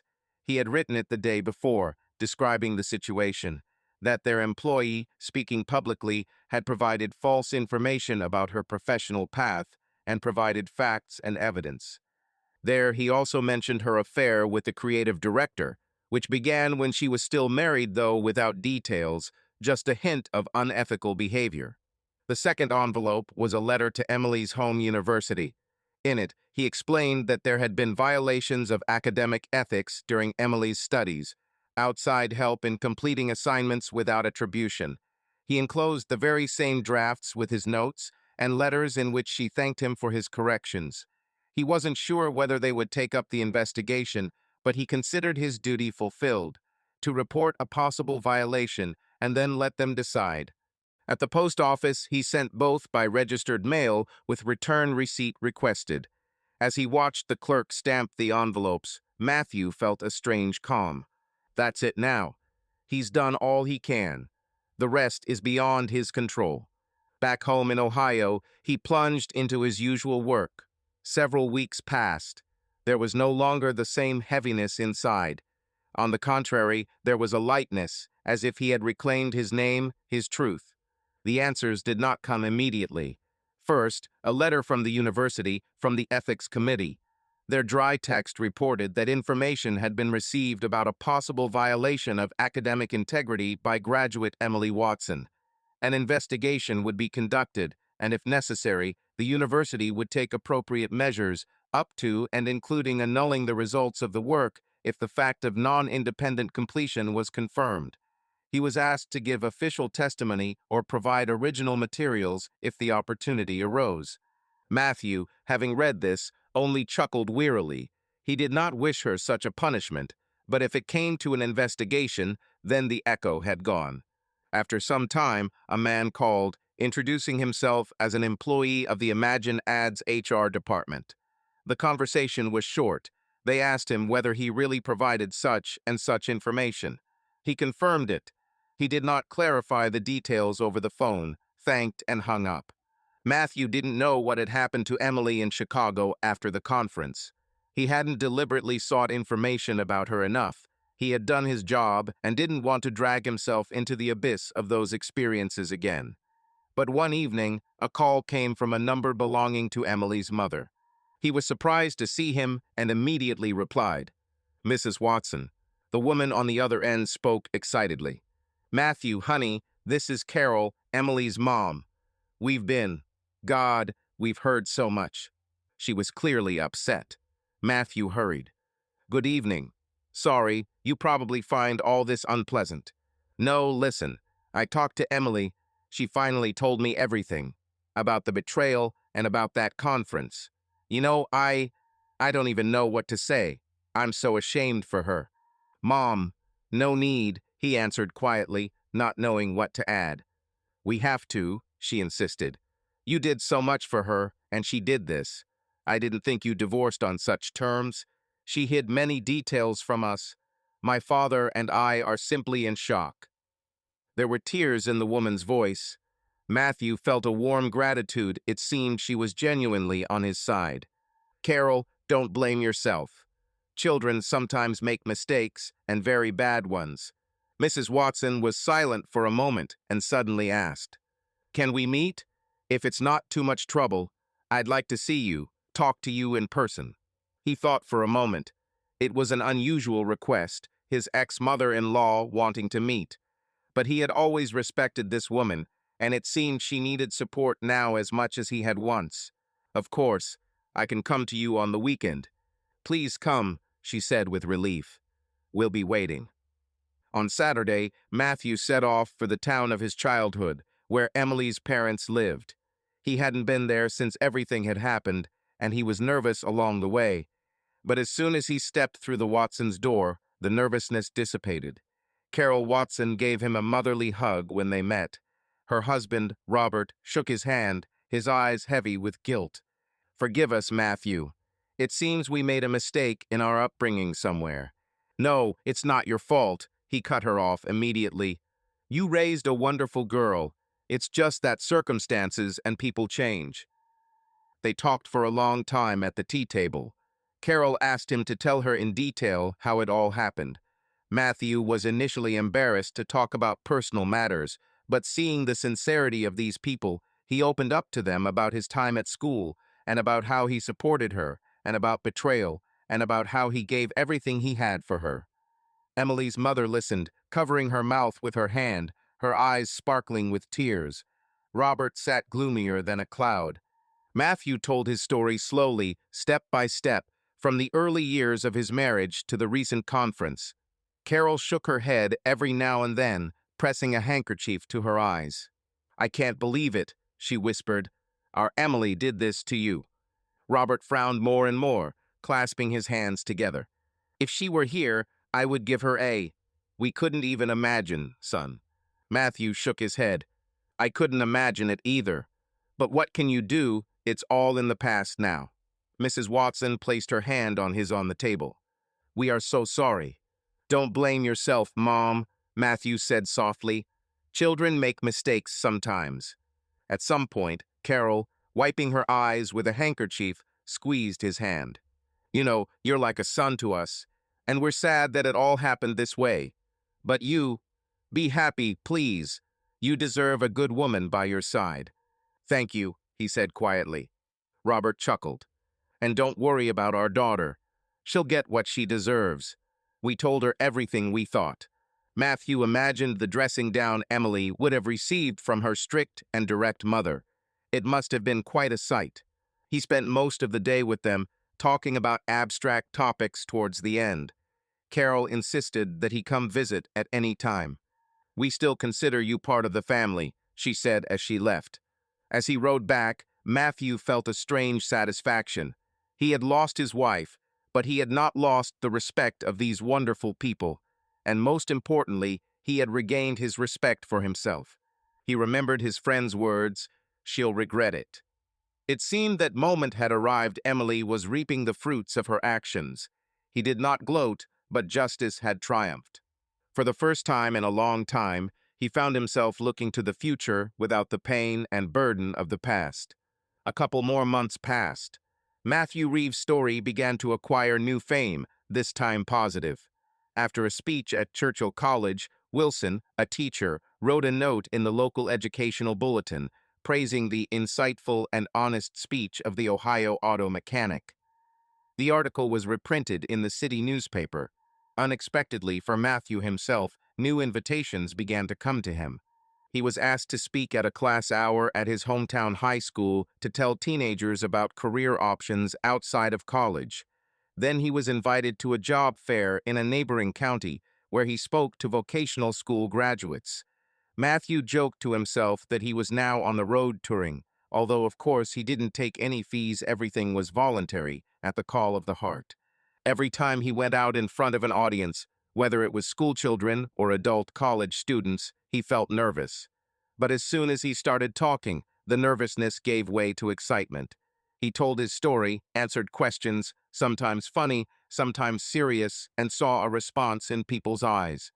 They wrote him thankful messages on social media. He never deleted the old page. He just renamed it back to Matthew Reeves and barely monitored the feed. But then he looked and found dozens of new requests to add. Even former classmates, long since lost, responded to the newspaper article.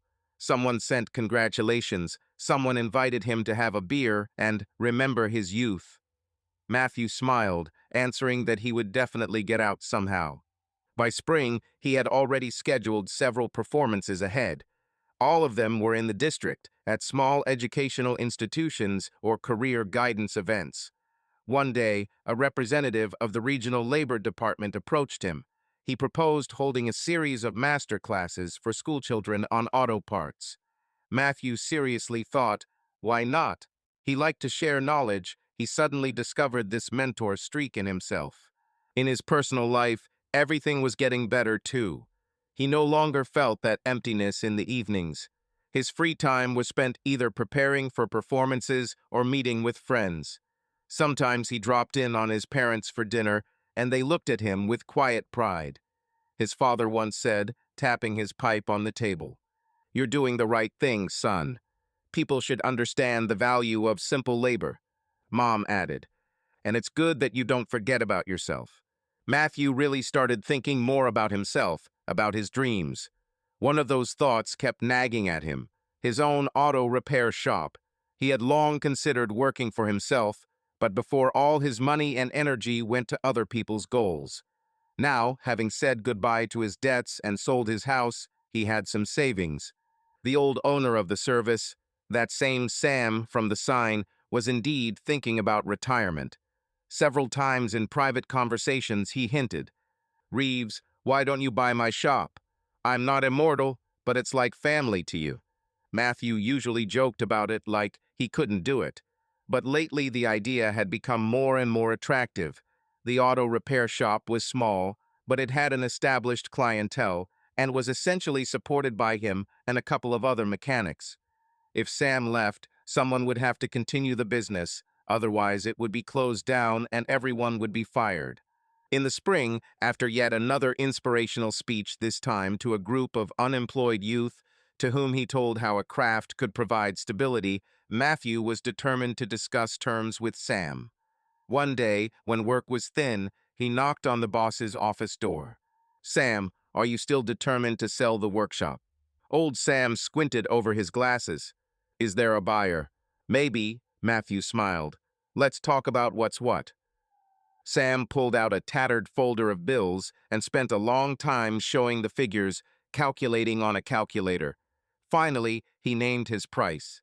"That's what I'm asking," the old man said, raising his hand while Matthew remained silent. "But I'll give you a couple of years' installment, Reeves, if you need it. You're a reliable guy." Matthew felt a lump in his throat. "Thank you, sir. I think I can pay most of it right away after the house is sold. The rest will be paid off over time." Sam nodded with satisfaction. "I knew you would prepare. That's right. I'll leave all the clients to you, the tools, the equipment, you've already used it. We'll draw up the documents with my lawyer. Everything is simple there." Matthew remembered how just a couple of years ago He couldn't even imagine that he would become a master. He wiped his face with his hand in shock. To be honest, I don't believe it a bit. Will I be able to handle it? Why can't you handle it? Sam chuckled. You know this workshop like the back of your hand. You remember all the clients by name. The guys respect you. Reports? Well, you'll suffer with paperwork for a couple of months, then you'll get the hang of it. I'll be there after the sale to call me and tell you if anything happens. The old man extended his hand to him. Consider it a deal. Just don't delay the decision, or the old man will change his mind, he winked. Matthew shook the rough hand firmly. Agreed, I won't let you down. Matthew breathed a sigh of relief as he left the office. Everything was working out. He had enough money to deposit, and his income would allow him to pay off the rest gradually. After a couple of months of formalities, he would become the owner of his own auto repair shop, Sam's Service. He was planning to change the name, though, when he officially took over. He shared the news with Mike over a bottle of beer after his shift. Mike happily banged his bottle against his. Congratulations, boss. Well, almost boss. Thanks. Just watch out, I won't let you relax, Matthew teased him. Yes, I'll be glad to work under you, Mike answered seriously. All our guys respect you. Matthew was touched by this recognition. So imperceptibly, he had found not only a new business, but also the realization that he had truly become a person who was valued by those around him, both friends and colleagues. He noted to himself that for the first time in a long time, he was going to bed worried about the future, not because of fear, but because of pleasant changes. There was a lot to learn in managing affairs, but he was sure he could handle it. After all, everything he now had, both skill and life experience, he had earned himself, honestly and with his head held high. In the summer, Matthew officially became the owner of the workshop. Sam handed him the keys to the gate and the accounting books with all the honors. As he said goodbye, the old man patted him on the shoulder. You can do it, boy. I believe in you. Take care of the reputation of the place. I spent 40 years earning it. I'll try, Sam. Thank you for everything. Matthew shook his mentor's strong, calloused hand. The first thing he did was update the sign above the gate. The old name, Sam's Service, was replaced with the laconic Reeves Auto Center. Colleagues joked that his name was now emblazoned across half the street. Matthew shrugged it off, but was secretly proud of the moment. It was symbolic. He had found his own business and was boldly putting his name on it. All the service workers gathered for a small celebration to mark the change of owner, and regular customers from the neighbors dropped in. Matthew's parents also came. His father critically looked at the new design which his son had come up with himself, and his mother admiringly told everyone what a great guy her son was. Among the congratulations was a call from Mrs. Watson, Emily's mother. She said that she was proud of Matthew like her own son and wished him success in his new business. Matthew felt sincere support. These words meant a lot to him. Matthew, wearing a clean work uniform with a Reeves patch, served his first customers that day as the owner. He liked combining the roles of both foreman and manager. He decided that, for now, he would continue to work on par with everyone else, so as not to lose his knack and be an example for the guys. In his first week as the owner, he had to apply his new principles in practice. One of his old clients, a wealthy owner of a couple of expensive cars who had gotten used to dealing with Sam, showed up without an appointment and demanded that his car be taken care of immediately. Previously, Matthew, being just an employee, would have silently clenched his teeth and climbed under the hood, putting aside other people's orders. But now he politely but firmly explained to the gentleman that he would have to wait or leave the car in order of the queue. The client was indignant, began to press on the old owner's behalf. They say Sam always did everything for him without a queue. Matthew just shook his head.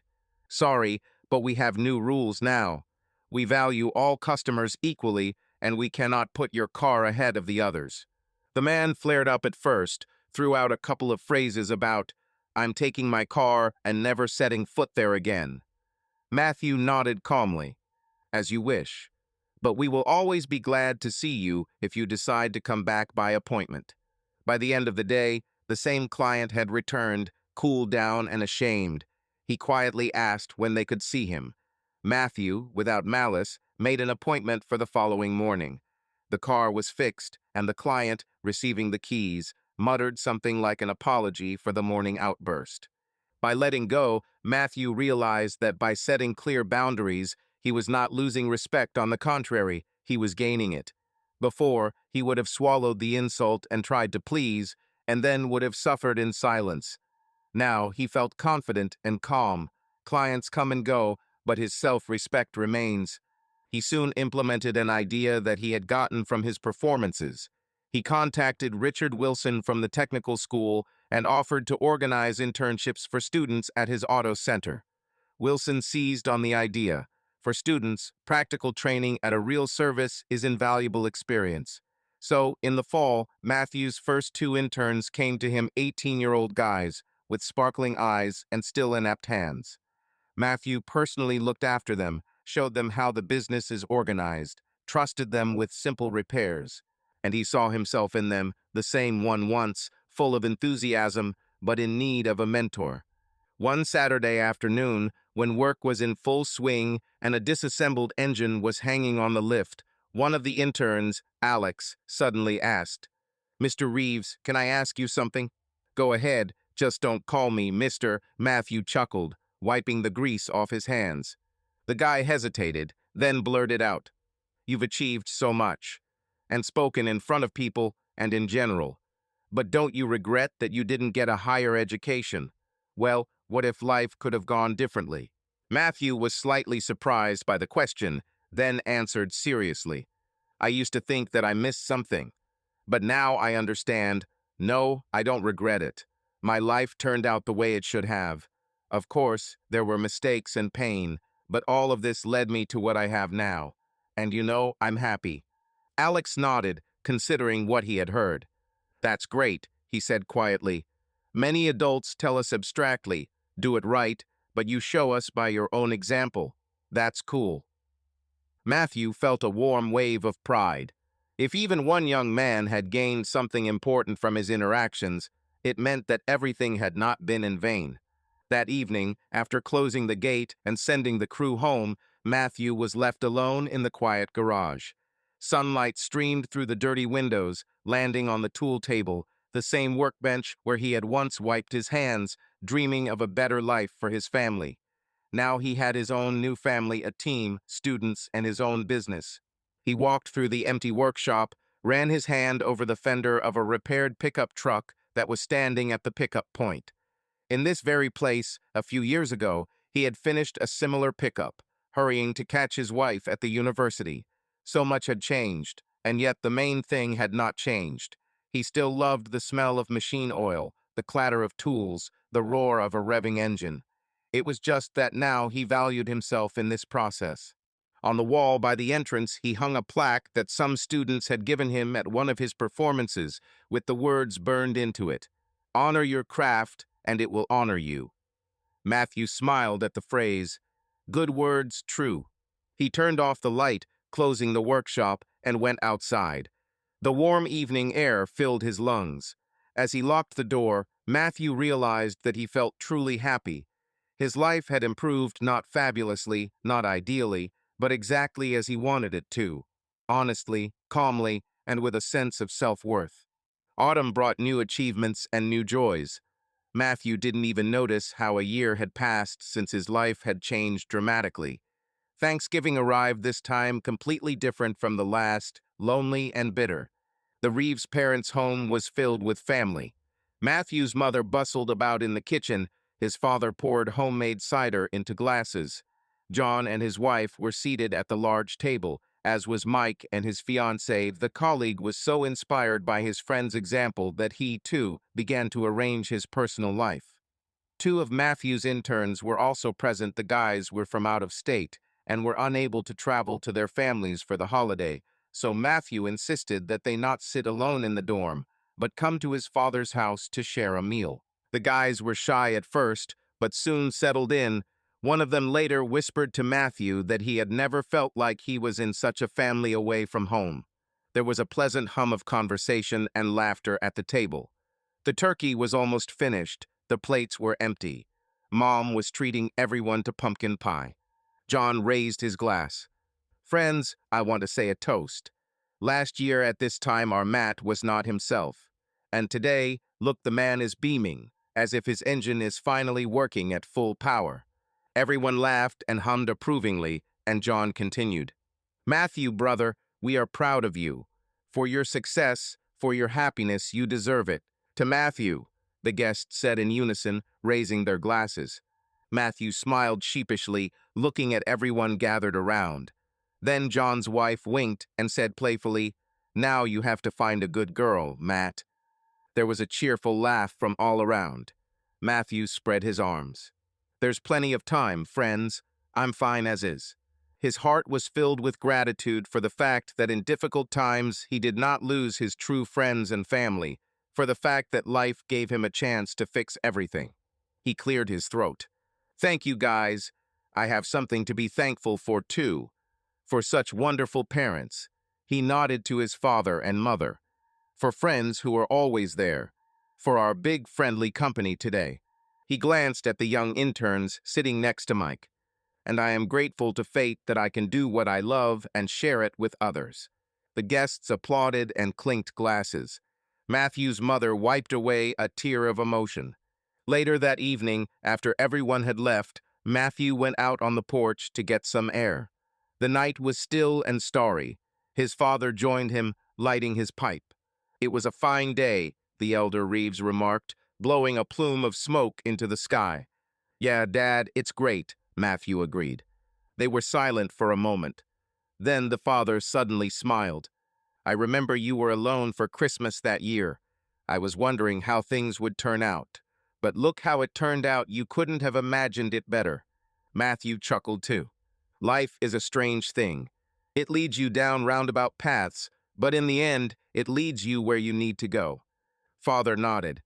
The main thing is that you didn't take a wrong turn. You're a good boy, son. Thank you, Matthew said quietly. He thought that he really could have become embittered and given up at some point. But he managed to overcome the pain and find new meaning. They stood there in silence for a while, looking at the distant lights of the neighboring houses. Somewhere out there, in the distance, was Emily's life invisible and no longer important. She had made her choice, and Matthew forgave her in his soul, let her go. He even wished her well in his mind. May she also someday understand her mistakes and become happy in her own way. In the end, everyone has their own path. You'll freeze, men. The mother's voice came from the door. Come in somewhere warm. I've put on some tea. Matthew smiled at his father, who was stamping out his cigarette, and walked with him into his warm home, where his loved ones were waiting for him. One day early in the winter, after the holidays, Matthew received an unexpected letter. An envelope from Chicago, neatly addressed in a hand he recognized immediately. Emily. He held the envelope for a few minutes before opening it. Inside were several pages, all written in neat handwriting. He walked off to the side in his workshop office, sat down, and began to read. Dear Matthew, I'm not sure if I have the right to address you like that after everything I've done, but I can't find another word. Dear because you were dear to me once, and deep down you remain an important person, no matter what. I have been gathering my thoughts for a long time to write this letter. Perhaps you do not need it, but I need to express what is tormenting me. First of all, forgive me for the pain I caused you, for the betrayal, for the ingratitude, for the lies. There are no words that could justify it. I know, I realized it too late, but still, since that day at the conference, I have rethought a lot of things. At first, I was angry at you for that public disgrace, but then, step by step, I realized that you were right. I really tried to erase you from history because I was ashamed to admit to myself that without you, I would not have succeeded. It was easier to play the role of an independent, self-made woman than to thank my husband for his support. I then convinced myself that you were simply fulfilling your marital duty like nothing special. How wrong I was. After everything that happened, my career went downhill. You may know this. I left Imagine Ads shortly after that conference on my own, although I think they would have asked me to leave. The scandal was hushed up, but the bad feeling remained, and everything ended with Jason. He didn't consider it necessary to ruin his reputation for the sake of our relationship. However, it doesn't matter. I got what I deserved. Now I work in a small company, starting almost from scratch. And you know, it's even for the best. Little by little, I'm learning humility and honesty. Mom said she met you and was shocked by my actions. She is disappointed in me, and it hurts me that I have fallen in her eyes. But I know I deserved it. She told me about your performances, about how you found yourself, and I was sincerely happy for you, although it was embarrassing to realize that it happened at the cost of our family. Matthew, I'm not asking for anything. I just wanted you to know that I'm sorry. And I thank you, belatedly, but with all my heart, for everything you've done for me. You're a wonderful person. I was a fool not to realize that sooner. I'm glad you're doing well now. Mom told me about your performances, about her meeting with you. You're great. If you ever want to answer, my address in Chicago is the same, but I'll understand if you keep quiet. I wish you happiness. You deserve it like no one else. Emily. The letter trembled in his hands as he finished reading. Matthew exhaled, closing his eyes. He felt a strange mixture of emotions, from the bitterness of memory to relief. It was as if the final curtain had fallen on that chapter of his life. He didn't feel triumphant about her confession, rather a quiet sadness that it had all turned out this way, but also satisfaction that she finally understood. It was worth a lot. In the evening, sitting at home, he took a pen and took out a sheet of paper. Without thinking twice, he wrote a short answer. He was not going to go into details, everything had already been said. Just a few lines. Emily, thank you for your letter. I appreciate your words. The past is in the past. I forgive you and also apologize for the harshness and publicity of that act. I could not do otherwise then. I am glad that you are starting over and learning from your mistakes. I sincerely wish you all the best in the future. Thank you for all the good things that happened between us once I remember that too. Be happy. Matthew. He reread what he had written. It seemed to be everything he wanted. Having sealed the envelope, he sent it to the specified address the next day. When the letter flew away, Matthew felt a final release. Their story ended without hatred. Putting down his pen, he involuntarily glanced at the shelf where their wedding photo used to stand. He had put it away long ago, but the memory of the best moments was still there. Now these memories no longer caused pain, rather a light, bright sadness and gratitude for what they had experienced. Each of them went their own way. He hoped that Emily would really change for the better, and he himself had changed. The past no longer pulled him back. Forward there was only life his own, independent of anyone. And she promised to be bright. One evening in April, some time after everything had happened, Matthew was in his shop until closing time. It had been a busy day, a couple of complex repairs, a visit from a college representative about new trainees. He was checking the work logs when he noticed that one of his trainees, Alex, was still tinkering with a dismantled engine long after the workday had ended. Matthew walked over and patted the guy on the back. "Hey, Alex, what time is it? Go home, okay?" The young man wiped his forehead with his oily hands. "I wanted to finish, sir." "Oh, Matthew, so that I can start collecting it tomorrow morning." "There's time," Matthew said softly. "Rest is important too. If you don't burn out, you'll work better." Alex smiled tiredly. "Okay, you're right." He began to put away the tools. Matthew helped him together. It was faster. When everything was put away and the machines were de-energized, Matthew led the trainee outside. The dusk was thickening, the air was fresh and smelled of spring dampness, mixed with the barely perceptible aroma of machine oil, which had eaten into the walls of the garage. "Thank you. You," Alex suddenly said at the threshold. "For everything. For science and well, just for the human attitude." Matthew was a little confused, but nodded. "Try, study, and you will succeed. See you tomorrow." After saying goodbye to the guy, he lowered the gate and locked it. He paused for a moment, looking at the updated sign, Reeves Auto Center, above the entrance. The letters of his last name darkened against the twilight sky, glinting in the rays of the nearest street lamp. His heart filled with pride and peace. He remembered himself a few years earlier exhausted, driven, trying to please someone else's ambitions. How everything had changed. Now every day was spent doing things he had chosen himself. There were people around him who valued him, and whom he valued. And most importantly, he had learned to value himself. Mike and the other mechanics had long since gone home, having waved goodbye to him half an hour ago. The workshop was empty, the hum of work had died down. He rolled up his sleeves, feeling the cool breeze on his skin. Somewhere beyond the street, the night city was noisy, the occasional passing car could be heard. He had to close the accounts for the month, think about his next speech. He was invited to share his experience with the graduates of the same college that he had once graduated from in the evening courses. But all this was pleasant trouble. He knew why he would wake up the next morning, he knew what he was working and living for, and he would never let anyone doubt it again. He realized that he was now the master of his own destiny, and if life threw him new challenges or gifts, he would meet both with his head held high. Subscribe to our channel so that your love doesn't cheat on you, and go ahead and listen to the next story, because this story is nothing compared to the next one. If you're under 18, don't even think, click to the next one.